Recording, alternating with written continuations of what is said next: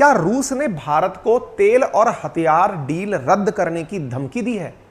यह जानकारी सुनने के बाद में आपको एक बार के लिए तो ऐसा लगेगा कि यार क्या बात कर रहे हो, मतलब पॉसिबल ही नहीं है। मतलब रूस हमारे लिए ऐसा सोच सकता है क्या कि वो हमसे ये कह दे कि नहीं, तेल भी नहीं देंगे और जाइए और वेपन भी नहीं देंगे? मतलब बॉल तो इस समय हमारे कोर्ट में है। ये ऐसा कैसे कह सकते हैं? ऐसा कैसे कह सकते हैं, इसके बारे में क्या खबर है मैं बताता हूं। असल में ब्लूमबर्ग नामक एक समाचार पत्र है, वेस्टर्न वर्ल्ड का है, यानी यूरोप और अमेरिका द्वारा रन है। इसके अंदर एक खबर प्रकाशित हुई है और इसमें क्या लिखा गया है, Russia pushes India for help to avert global financial isolation. Pushes, अब देखिए इस शब्द का भारत के अंदर अनुवाद करते करते अर्थ निकाल दिया गया कि धमकी दी गई है। अब इसको आप इधर और अखबारों में देखें तो आप इधर देखिए, वायर लिखता है रशिया इज पुटिंग प्रेशर। तो ये पुशेस जो शब्द है ये एक्सपेंड होकर बन गया पुटिंग प्रेशर। और पुटिंग प्रेशर ये अपन इंग्लिश में एक शब्द पढ़ते हैं, active voice, passive voice, direct, indirect. तो जो इनडायरेक्ट शब्द होते हैं ना वो कितने, जैसे कि ना उसने राम ने श्याम से कहा कि ये पेन मुझे दे दो, राम ने श्याम से कहा ये पेन मुझे दे, राम ने कहा नहीं दिया तो मैं तेरी हालत खराब कर दूंगा। वो जो लगातार बनते चले जाने वाले शब्द हैं। तो ब्लूमबर्ग ने एक खबर प्रकाशित की, रशिया पुशेज इंडिया, रशिया ने पुश किया है इंडिया को। पुश का मतलब होता है, हिंदी का शाब्दिक अर्थ निकालते हो तो वो तो कुछ और ही निकल जाएगा। उसका मतलब है कि इन्होंने हमसे कहा है कि आप ऐसा कर दीजिए, ठीक है। अब इस स्थिति को यहां क्या लिखा गया है, पुटिंग प्रेशर। तो पुश को पुटिंग प्रेशर में कन्वर्ट कर दिया गया और यहां पहुंचते पहुंचते pressures India for help to avert. तो प्रेशर, तो ये जो पुश है ना ये प्रेशर में कन्वर्ट हो गया साहब। एक होता है पुश, एक होता है प्रेशर। प्रेशर का मतलब दबाना होता है, पुश का मतलब धकेलना होता है, बढ़ाना होता है, ठीक है ना। आप किसी को पुश करते हैं कि भाई थोड़ा इसको पुश करो ताकि ये आगे बढ़ सके। जैसे आप में से होता है ना, सर मोटिवेशन थोड़ा सा नहीं आ रहा, आप हल्का सा पुश दे देना तो मजा आ जाए, यानी कि आप मुझे हल्का सा भी सहारा दे दें तो मजा आ जाए। तो रशिया ने इंडिया से कहा है कि भाई मुझे FATF के फाइनेंशियल आइसोलेशन से बचा लो। खबरें कहां तक पहुंच गई उसका आपने अनुवाद देख ही लिया होगा। अब ये क्या कहानी है तो चलिए विस्तार से आपको बताते हैं, अखबारों में क्या छपा है पहले वो जान लीजिए। तो साहब बात ये निकल कर आ रही है ब्लूमबर्ग के अंदर छपी एक खबर के अनुसार कि रूस ने भारत को ऊर्जा और हथियार डील कैंसिल करने की धमकी दी है। क्या कहा है कि यदि जून तक रूस फाइनेंशियल एक्शन टास्क फोर्स की ब्लैकलिस्ट में अगर आ गया तो फिर भारत के लिए अच्छा नहीं होगा। भाई साहब ये तो अर्थ का अनर्थ हो गया। अगर रूस फाइनेंशियल एक्शन टास्क फोर्स में आ गया तो भारत जो है वो रूस से तेल और वेपन नहीं ले पाएगा, रूस देना बंद कर देगा। पहला तो यहीं पर स्पष्टीकरण सुन लीजिए ब्लूमबर्ग ने जो भी दिया है, लेकिन पहले आप ये समझ लीजिए FATF के अंदर भारत निर्णायक देश नहीं है। हाँ, FATF के हम मेंबर हैं और बाय द वे FATF क्या है ये भी मैं बताऊंगा, लेकिन भारत कोई निर्णायक देश नहीं है। तो स्वाभाविक सी बात है कि FATF के नाम पर भारत से यह कहना कि भारत थोड़ी रूस को सैंक्शन कर रहा है, भारत थोड़ी इसको ब्लैकलिस्ट में डाल रहा है, ऐसी स्थिति में भारत से कहना अगर मैं ब्लैकलिस्ट में आ गया तो तुम्हें तेल या रूस वो नहीं दूंगा, इसका अर्थ का अनर्थ ही है, ये कोई लॉजिक नहीं है। लेकिन अखबारों में सुर्खियां बननी थी तो सुर्खियां बन गई। फिर अब दूसरा पॉइंट ये निकला जाता है कि अच्छा ऐसा नहीं रहा होगा तो हो सकता है रूस ने भारत से मदद मांगी हो। हाँ, ये बात जरूर बनती है। फाइनेंशियल एक्शन टास्क फोर्स है क्या, तो हमने इसको काफी ज्यादा आपसे जब पाकिस्तान के विषय पर चर्चा किया है तो काफी बार डिस्कस भी किया, हमने आपको बताया भी है पाकिस्तान के केस में, पाकिस्तान को ग्रे लिस्ट में डालने की बात, पाकिस्तान को ब्लैक लिस्ट में डालने की बात। और हमने आपसे कहा भी है कि मतलब ये तमाम देश जितने भी हैं ये कोशिश क्या करते हैं कि जिनके यहां पर भी आतंक प्रायोजित कराया जाता हो उन्हें फाइनेंशियल एक्शन टास्क फोर्स उठा करके ब्लैक लिस्ट कर देती है या ग्रे लिस्ट में डाल देती है। तो इस स्थिति में सवाल यह बनता है ब्लैक लिस्ट करने का अर्थ क्या निकलता है। इसका मतलब है दुनिया का कोई भी देश वहां इन्वेस्टमेंट नहीं करेगा, दुनिया की कोई संस्था उसे लोन नहीं देगी। अगर ऐसा है तो जनाब ये बताइए रूस में अभी कौन सी कंपनी मेहरबान हो रखी है लोन देने के लिए? रूस तो वैसे भी किसी से लोन की आशा नहीं करता क्योंकि सब जगह आपने रोक लगा रखी है, पहले ही फाइनेंशियल आइसोलेशन में तो उसे डाल रखा है। अब ये खबर आ कहां से गई, तो किसी रशियन अधिकारी के हवाले से खबर ब्लूमबर्ग ने निकाली और कहा है कि अगर ऐसा होता है तो भारत के साथ ये हो जाएगा और हमारे यहां बात का बतंगड़ बन गया है। ठीक है, आपको याद होना चाहिए रशिया यूक्रेन कन्फ्लिक्ट सभी की नजर में होगा और उसी कन्फ्लिक्ट के चलते FATF के द्वारा रशिया को मेंबरशिप से भी हटा दिया गया था। तभी हटा दिया गया था फरवरी 24, 2023 की आप ये खबर देख रहे हैं लास्ट अपडेटेड, लेकिन जिस समय युद्ध शुरू हुआ था उसी समय इनको बाहर कर दिया गया था, रशिया को निकाल दिया गया था। अब जिन्हें FATF के बारे में डिटेल में जानना है तो जो हमारा एप्लीकेशन है अपनी पाठशाला, जहां पर हम राजस्थान प्रशासनिक सेवा की परीक्षा तैयारी के लिए आपकी क्लासेस शुरू करेंगे, आप वहां पर पहुंच करके हमारी जो इन्फोग्राफिक्स डली हुई है ना, वहां से इन्फोग्राफिक्स सभी के डाउनलोड कर सकते हैं। यूरोपियन यूनियन, जो भी बड़े सेशन यहां पर काम के आते हैं, चाहे यूरोपियन यूनियन हो, चाहे G7 हो, चाहे G20 हो, चाहे FATF हो, हमने सब पर इस प्रकार की जानकारी डाल रखी है। जैसे फाइनेंशियल एक्शन टास्क फोर्स क्या है, इतिहास क्या है, तो financial action task force global money laundering के अगेंस्ट कार्य करने वाली और टेररिस्ट फाइनेंसिंग को रोकने वाली संस्था है, जिसे G7 मीटिंग के अंदर डिसाइड करके स्थापित किया गया था पेरिस के अंदर। इसका काम क्या है, दुनिया के अंदर यह देखना कि जो लोन का पैसा है वो कहीं गलत प्रयोग में तो नहीं लिया जा रहा है।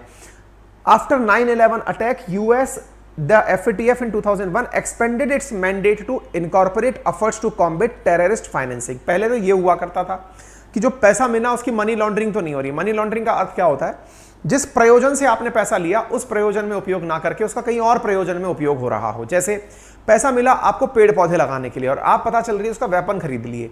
मनी लॉन्ड्रिंग के अंदर क्या होता है, देश के अंदर पैसा मिला, टैक्स बचाने के लिए आपने उसका कोई रीराउटिंग कर दिया, मनी लॉन्ड्रिंग। टेरर फाइनेंसिंग, उस पैसे का आतंक में उपयोग कर लिया। ऐसी स्थितियों को FATF निगरानी रखता है और यह कोशिश करता है कि इस तरह से इसका दुरुपयोग ना हो। ठीक है, अच्छा, हेडक्वार्टर कहां पर है इसका, पेरिस के अंदर है। और FATF की रिकमेंडेशंस जो हैं वो मैंने आपको यहां पर बता दी। कुल 39 मेंबर हैं, जिसमें से इंडिया भी यहां पर मेंबर के रूप में। तो मैंने सारी जानकारियां आपको यहां पर लिख के दे दी हैं। ये हमारा जो PDF आपको मिलेगा ना, अंकित अवस्थी सर नाम से टेलीग्राम चैनल पर या हमारे अपनी पाठशाला एप्लीकेशन पर, वहां पर ये सारी जानकारी हमने आपको एक ही फाइल में दी हुई है। ठीक है, तो ये बताने की आवश्यकता नहीं है, 3 बार मीटिंग होती है, कई बार हम लोग इसके बारे में बता चुके हैं। फिलहाल तो मुद्दे के बारे में बात की जाए तो इतनी है कि ब्लूमबर्ग की एक रिपोर्ट के मुताबिक पर्दे के पीछे रूस, भारत सहित ग्लोबल साउथ, यानी कि अपन लोग वो देश हैं जो साउथ कहे जाते हैं दुनिया की तुलना में। साउथ क्यों कहे जाते हैं, क्योंकि हम लोग तुलनात्मक रूप से कम डेवलप्ड देश हैं, या फिर यह कहा जाए कि हम वो देश हैं जो कि नॉर्थर्न कंट्रीज की तुलना में कम पैसा रखते हैं। ऐसी स्थिति में उनमें से कई देशों को रूस दबाने की कोशिश कर रहा है कि उन्हें किसी ना किसी तरीके से FATF की ब्लैक लिस्ट में जाने से बचाया जा सके। ठीक है, तो ऐसा होता है तो रूस पर कई प्रकार के आर्थिक प्रतिबंध लग जाएंगे। आपको जानकारी के रूप में बता दूं कि पिछले 5 साल में भारत ने $13 बिलियन के रूस से वेपन खरीदे हैं। भारत के लिए ऑयल के क्षेत्र में भी रूस नंबर 1 सप्लायर रहा है, तो वेपन के क्षेत्र में भी नंबर 1 सप्लायर रहा है। 11 मई की खबर है कि रशिया ऑयल इंपोर्ट्स जो है वो 10 गुना 2022 की तुलना में हमारे बढ़ चुका है। रूस की चेतावनी को अगर हम ध्यान से देखें तो ये केवल कहने के लिए रूसी अधिकारी के हवाले से कही गई खबर केवल कहा गया है, जबकि इस बात का कोई तर्क नहीं है। लेकिन चूंकि अखबारों ने इसे उठाया तो मैंने आपके सामने इसे लाने का प्रयास कर दिया है। ठीक है ना, अच्छा, फिलहाल के लिए रशिया की चूंकि आर्थिक स्थिति लगातार डिटोरिएट होती जा रही है, दुनिया भर के जो फाइनेंसिंग इंस्टीट्यूशंस हैं वो उसे अपने सिस्टम से दूर करते जा रहे हैं, इसलिए इस तरह की चर्चाएं होना लाजमी है। क्या FATF के प्रतिबंधों का रूस पर नकारात्मक असर पड़ेगा? स्वाभाविक सी बात है, जिस जिस देश के ऊपर फाइनेंशियल एजेंसीज अपना लोन देना बंद कर दें या फिर अपनी सहायता बंद कर दें, तो चाहे इन्हें स्विफ्ट सिस्टम से बाहर करना हो या इन पर सैंक्शन लगाना हो, यह सब रूस की इकोनॉमी को नुकसान पहुंचाने के लिए किए गए प्रयास में से एक है। ठीक है, अब एक चीज और निकल कर आ रही है और वो क्या है, हाल ही में G7 के अंदर यह डिसाइड किया गया, जो कि हिरोशिमा के अंदर हो रही थी, वहां पर यह डिसाइड किया गया कि भाई रशिया का जो डायमंड है उसके ऊपर भी सैंक्शन लगाया जाए। आपको पता होना चाहिए भारत रूस से जिन प्रमुख वस्तुओं का आयात करता है उनमें से पेट्रोलियम प्रोडक्ट फिलहाल के लिए टॉप पर चल रहा है। उसके अलावा दूसरे नंबर पर फर्टिलाइजर चलता है। तीसरे नंबर पर, हालांकि वेपन एक अलग कैटेगरी रख लो क्योंकि वेपन तो हम पूरी दुनिया की तुलना में रूस से ज्यादा लेते हैं, लेकिन जिन जिन प्रोडक्ट्स को हम खरीदते हैं उनकी बात अगर हम करें तो हम रूस से सबसे ज्यादा जिन सामानों को खरीदते हैं उनमें ऑयल सबसे ऊपर आ रखा है इन दिनों, पेट्रोलियम प्रोडक्ट। दूसरे नंबर पर आता है फर्टिलाइजर्स, फर्टिलाइजर बोले तो उर्वरक। तीसरे नंबर पर आता है डायमंड्स। अब आपको मालूम होना चाहिए डायमंड्स का जब हम आयात करते हैं तो गुजरात के सूरत में, गुजरात के अंदर सूरत नामक अगर शहर आपको जानकारी में है तो बेहतर है, नहीं तो आप जान लीजिए कि वो डायमंड कैपिटल है इंडिया की एक तरह से। यूं क्यों? क्योंकि वहां पर लाखों कर्मचारी ऐसे हैं जो डायमंड की घिसाई कटाई का काम करते हैं और डायमंड की घिसाई और कटाई करके उन्हें मनोवांछित आकार देते हैं और उस आकार के परिणाम स्वरूप उनके वस्त्र आभूषण बनते हैं। जो आभूषण आप लोग धारण करते हैं वो डायमंड तो इंपोर्टेड है, कटिंग जो है उसकी इंडिया में होती है।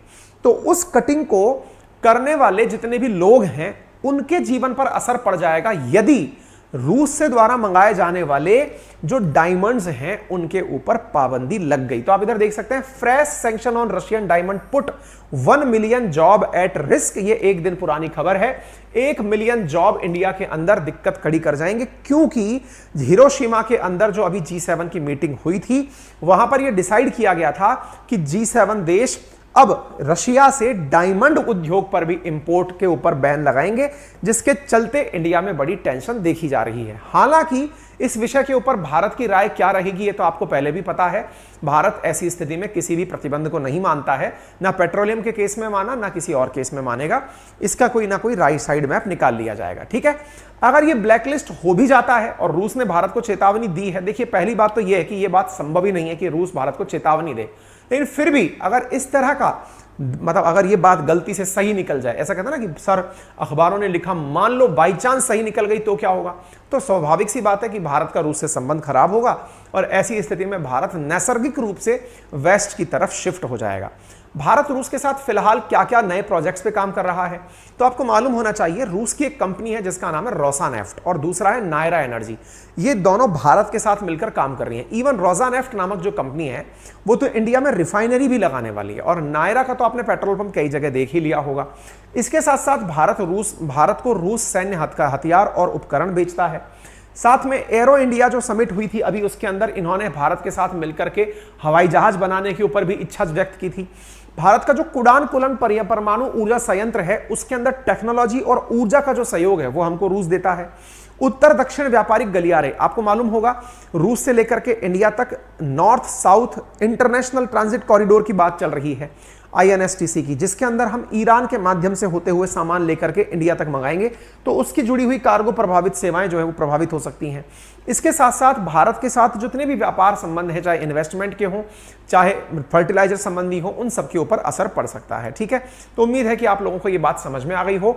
यह विमान की कहानी हमने आपको पहले भी अंकित इंस्पायर इंडिया पर कराई हुई है। उम्मीद है आप सभी लोग इस बात को प्रॉपर तरीके से समझ जाएंगे, ठीक है।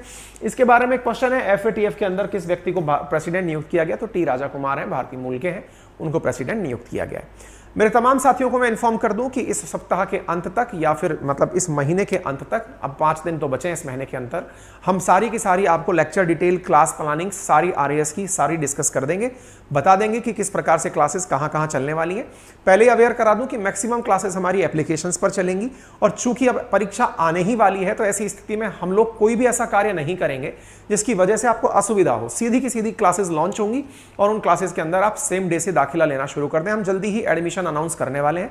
आप में से जो भी साथी हमारे साथ जुड़ करके राजस्थान प्रशासनिक सेवाओं की तैयारी का मन बना चुके हैं, मैं आपको बता दूं अच्छे से, क्योंकि राजस्थान प्रशासनिक सेवा की तैयारी के लिए साथियों हमारे द्वारा जो भी सुविधाएं आपको दी जाएंगी वो इस प्रीलिम्स को ध्यान में रखकर दी जाएंगी, और यह अपेक्षित है कि आने वाले 3-4 महीने के अंदर अंदर राजस्थान प्रशासनिक परीक्षा का प्रीलिम्स होगा, जिसको संपूर्ण देश के तमाम जगह से उपस्थित विद्यार्थी दे सकते हैं।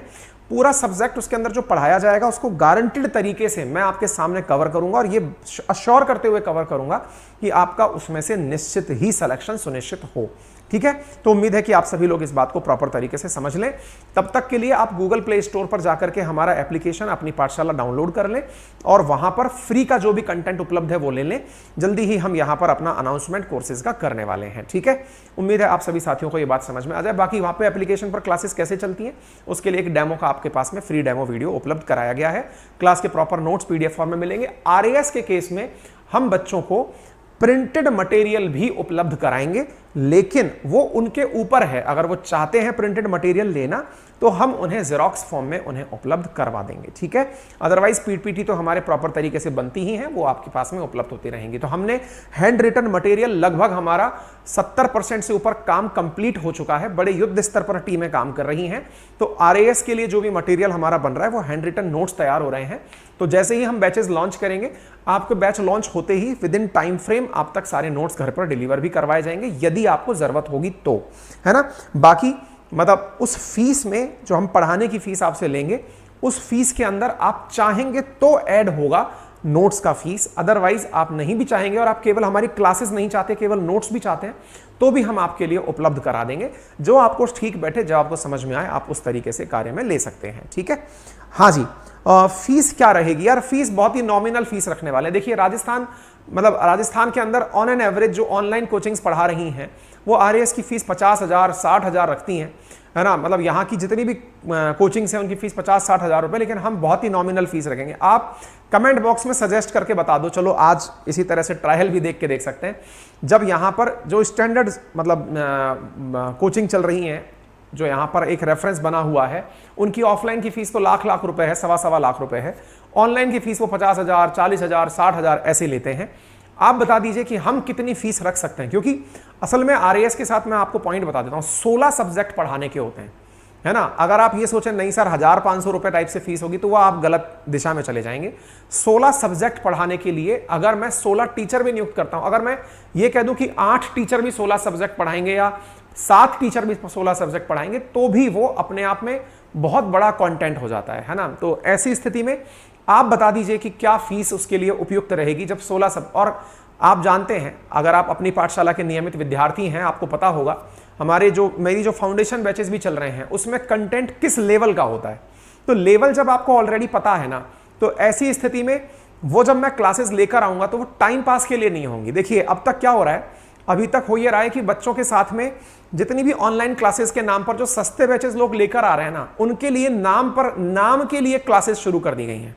वास्तविकता में हमारा उद्देश्य इतना है कि आपके साथ में अगर कोर्स साझा कर दिया गया तो फिर वो गारंटेड हो कि क्वेश्चन पेपर में इतनी हिम्मत से मैं आपके सामने प्रेजेंट करूंगा कि जिस दिन पेपर होगा, पेपर के बाद में विश्लेषण कराने खुद प्रेजेंट होऊंगा, अपना मटेरियल नोट्स लेकर हाजिर होऊंगा। चाहे विश्लेषण कराने में 2 दिन ज्यादा ले लूं, लेकिन ये चेक कराऊंगा कि देख लीजिए मेरी क्लास में से क्या क्या आया, इस गारंटी के साथ। क्योंकि सब कुछ ऑनलाइन होगा, तो ऐसी स्थिति में ये तो कॉन्फिडेंस हमारे पास होगा ही कि मैं ये चेक करा सकूं कि मेरी क्लास से क्या क्या आया। इस गारंटी के साथ अगर बैच में उतर रहा हूं तो भैया आपके लिए मेहनत करना बनता है। आप उसके अंदर बता दीजिए कितनी फीस आप एक्सपेक्ट करते हैं। 9,999, 15,000, 30,000, 5,000, 25,000, 20,000।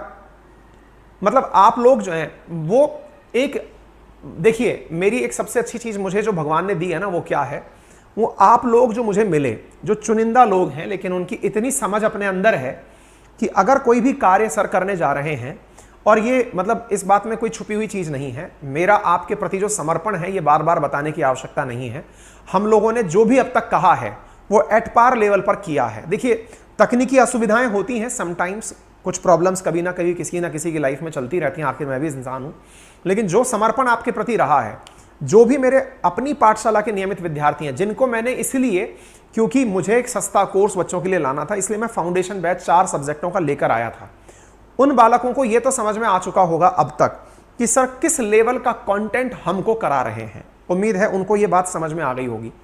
अब आप अंदाजा लगा लीजिए, वो हमारा फाउंडेशन बैच था तो हमने इसमें बहुत बेसिक लेवल पर चीजें कराई हैं और बहुत शानदार लेवल पर कराई हैं। उनको ये रियलाइज हो गया कि सर ने पता नहीं 2000 में हमको क्या क्या दे दिया।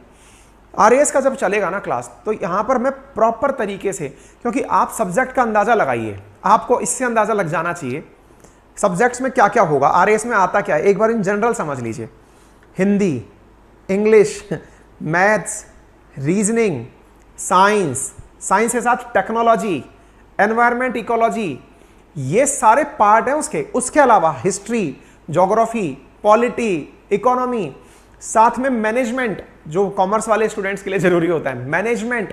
इसके साथ साथ अन्य सब्जेक्ट्स में योगा सब्जेक्ट का हिस्सा है भाई, है।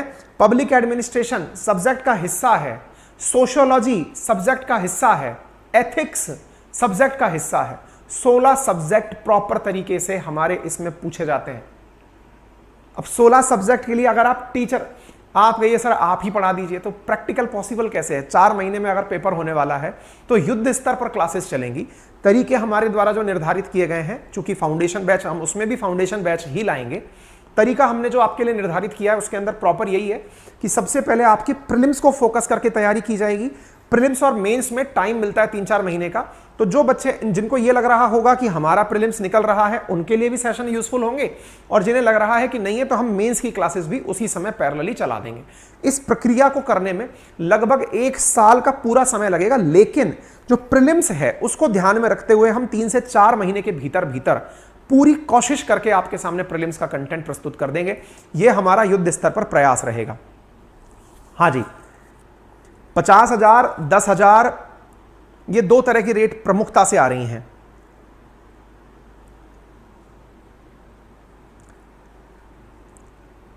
हाँ, एक बालक लिख रहे हैं सर फिर भी प्राइस नॉमिनल रखिएगा। आप चिंता मत करिए, आप जितनी भी रेट्स लिख रहे हैं ना, मतलब मैं आपको यह अश्योर कर देता हूं कि आपको मेरी प्राइसेस पर बुरा नहीं लगेगा। आपके मन में खुद से यह भाव उत्पन्न होगा कि जब मुझे इतना कुछ मिलने वाला है तो सर ने जो प्राइस बोली है ना वो किसी भी मायने में ज्यादा नहीं रहेगी। ठीक है, बस इस बारे में आश्वस्त रहिए और बढ़िया से तैयारी करिए। ठीक है, थैंक यू सो मच। अपना ख्याल रखें, बड़ों का सम्मान करें, छोटों को प्यार दें, अपना व्यक्तित्व इस प्रकार से विकसित करें कि महिलाएं आपके साथ सुरक्षित और सम्मानित महसूस करें, पुरुष भी आपके साथ सुरक्षित और सम्मानित महसूस करें। धन्यवाद।